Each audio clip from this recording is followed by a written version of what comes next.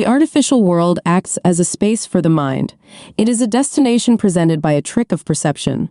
A series of images shown in quick succession can create the illusion of motion.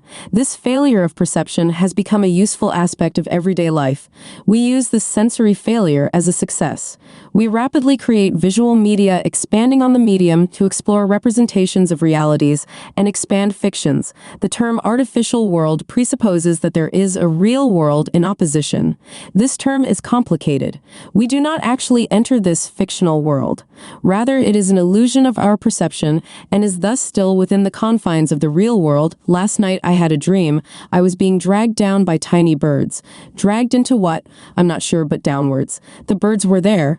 I was there, and I'm not sure if anything else was there. I focused on one bird, which was pulling on my jumper sleeve, and I was terrified. I woke up, I was not terrified, and I made myself a coffee.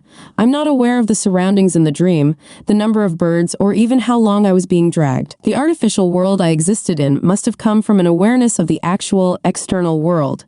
It must have come from an awareness at the very least of birds, possibly an existence of my body, and a hypothetical awareness of the birds' potential as living beings to grab me with their beaks. I have never seen birds pull a man down.